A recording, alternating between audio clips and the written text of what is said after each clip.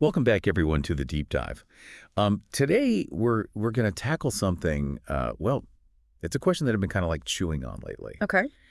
Can an ancient African philosophy Oh. help us like solve the problems of the modern world? Hmm. It might sound kind of far out there, Yeah. but stick with us, right? Because we are going deep Okay. into the heart of Ubuntu. I like it. You've probably heard the phrase, right? I am because we are. Yeah. But we're going way beyond just like bumper sticker wisdom here Okay. to really unpack what Ubuntu is Right. and why it matters, especially now. Like now more than ever, I feel like. Yeah, exactly. It's really fascinating how Ubuntu, it's like it flips the script on so much of what we just think of as, Common sense. common sense. Yeah, in Western cultures, we're all about like, standing out from the crowd, individuality, competition. Right, like being the best. But Ubuntu's like, hold on a sec. Yeah. What if your real strength actually comes from connection, from recognizing that we're all like Part of something bigger? Yeah. Yeah. So, okay, for anyone who needs like a quick refresher, Right. Ubuntu originated in Southern Africa, right? Yep.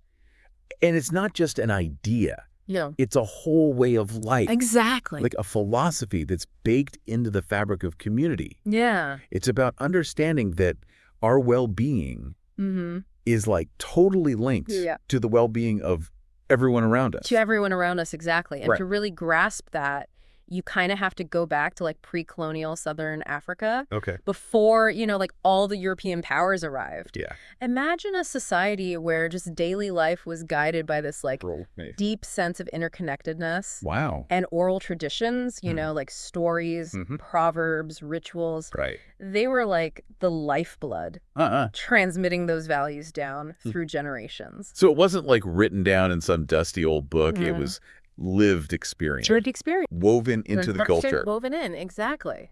That's so cool. Yeah, it is. But then colonialism like enters the picture. Ah. I'm guessing that it kind of shook things up. Yeah, for sure. Right. Absolutely. So like, These European powers, they came with, their own whole set of ideologies. Right. Individualism, competition. survival of the fittest. Yeah, the whole survival of the fittest thing. Right. And this clash of values, it really disrupted Yeah. that communal harmony at the heart of Ubuntu. That had to be so incredibly disruptive Oh, yeah.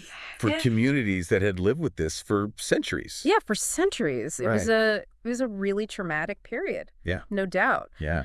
But, and this is where it gets really interesting, Oh. even in the face of this oppression, Ubuntu actually became this powerful form of resistance. So even though colonialism tried to wipe it out, Yeah. it not only survived, it thrived. Yeah, it thrived. Wow. Well, think about it. When your identity is like tied to the community, Mm-hmm. the idea of fighting for your people, it takes on like A whole new meaning. a whole new meaning. Yeah. Right. It became like this rallying cry, Wow. a source of strength, resilience, Mhm. in the face of injustice. Talk about turning a negative into a positive. Exactly. And it makes me think of the African National Congress, The ANC. right? Yeah. Fighting against apartheid. Hmm. Did they draw on Ubuntu? Absolutely. Okay. The ANC saw Ubuntu as like A guiding principle. guiding principle Yeah. in their struggle. Yeah. They understood that to overcome apartheid, they needed to unify people Mhm. from so many different backgrounds, Yeah. creating this like shared sense of purpose.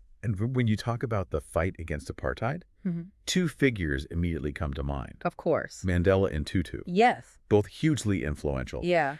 But did they specifically connect their work Hmm. to Ubuntu? Yeah. Like, were they literally saying the word Ubuntu? Well, they may not have been, saying the word Ubuntu all the time, Right. but their actions, their messages, Yeah.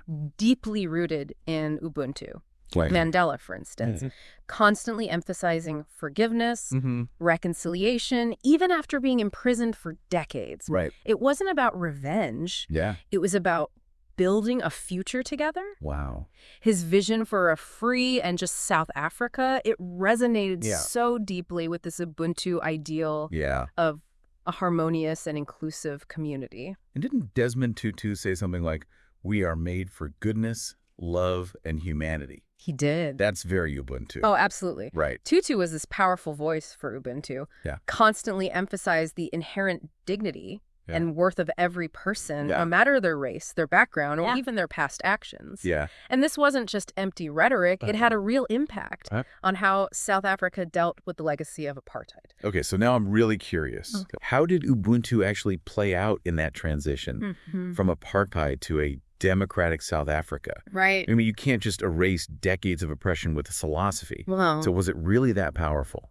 Well, that's where the Truth and Reconciliation Commission comes in. Okay. The TRC. It was a remarkable effort. Yeah. Deeply informed by Ubuntu principles. Okay. Instead of pursuing trials and punishment. Right. The TRC provided a platform for victims and perpetrators to share their stories. Wow. To acknowledge the pain of the past. And to seek forgiveness. That must have been so difficult. Oh, it was. Especially for victims of such horrific violence. Yes. Like, was forgiveness even possible? Well, that's the power of Ubuntu. Okay. It acknowledges the harm done, but also recognizes that true healing requires moving forward together, rebuilding the community, rather than perpetuating these cycles of retribution. Wow. And amazingly, the TRC was remarkably successful in promoting reconciliation and healing. That is what I mean by, like, aha moments. Right.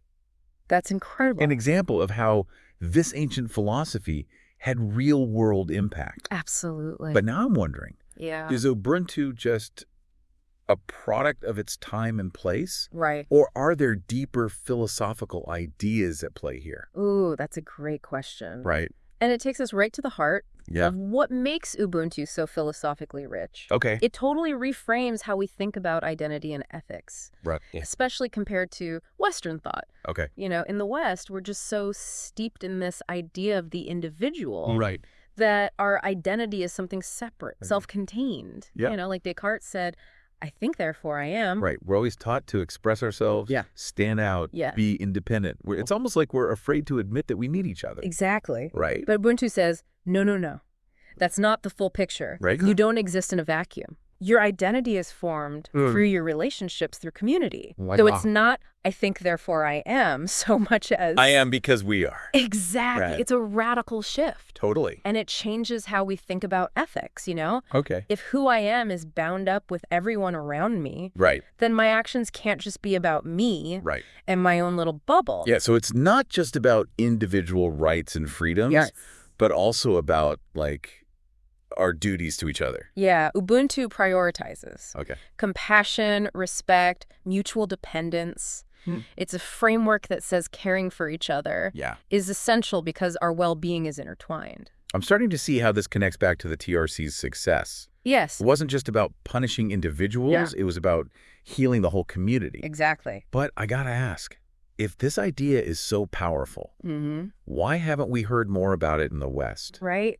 Is it just too foreign to our way of thinking? Well, that's where it gets even more interesting. Well, Ubuntu has these distinct African roots. Right. Its core ideas actually resonate with philosophical traditions from all over the world. Oh, really? So it's not just some exotic, quote-unquote, African philosophy? No, no, no. I mean, I'm all for celebrating different cultures. Yeah. But I'm really curious about these connections. Okay, well, let's take Buddhism, for example. Okay. One of its central concepts is dependent origination, which essentially means that nothing exists in isolation. Everything arises from this web of interconnected causes and conditions. Whoa, that does sound a lot like Ubuntu. It does, doesn't it? I am. Because we are. Yeah. Like, we're all made up of the same stuff. Yeah. Just arranged differently. That's a great way to put it. I'm getting all philosophical I over just here. love it. But it goes even deeper than that. Really does, yeah. Buddhism talks about no self. Right. This idea that our sense of being a separate, independent self is an illusion, which directly challenges that Western, I think, therefore I am individualism. Exactly. That we were just talking about. Exactly. That Ubuntu is critiquing. It all connects. Okay, so it's not just me making a connection here. No. There are some real parallels. Yeah. But Buddhism can get pretty complex. Yeah. How would you explain this no self thing? Right. In a way that, like, normal people can understand? Right. Does it mean I don't really exist?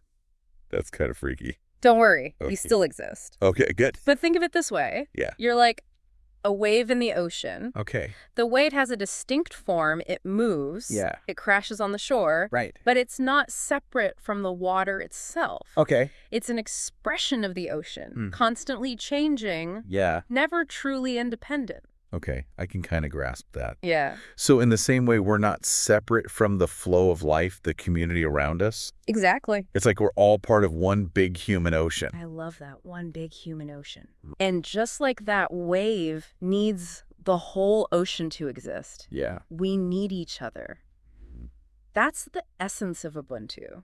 Okay. But it's not just Eastern philosophies. Right. Ubuntu also has echoes in Confucianism, which emphasizes social harmony and fulfilling our roles within the family and community. So it's not just about like individual enlightenment or meditation. Right. It's about how we live together, how we build a society that works. It's about finding that balance, that harmony between individual growth and contributing to the greater good. Right. Both Ubuntu and Confucianism see the strong link between personal virtue and social well-being.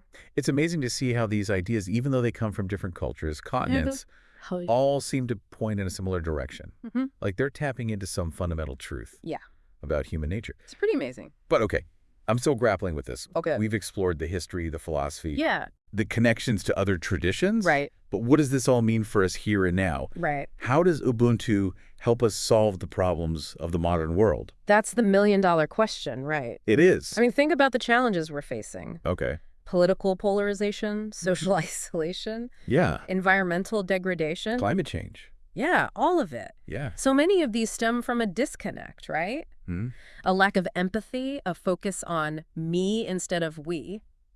So you're saying Ubuntu offers a different path? I think so. But isn't that a bit idealistic? Maybe. I mean, the world's a messy place, right? It is. Full of conflict and self-interest. Yeah. Can this ancient philosophy really make a difference in the face of all that?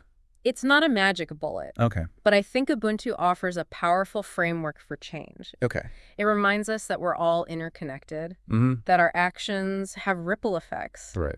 And that building a better world starts with recognizing our shared humanity. Okay, but how do we actually do that? I mean, it's easy to talk about compassion and interconnectedness. Right.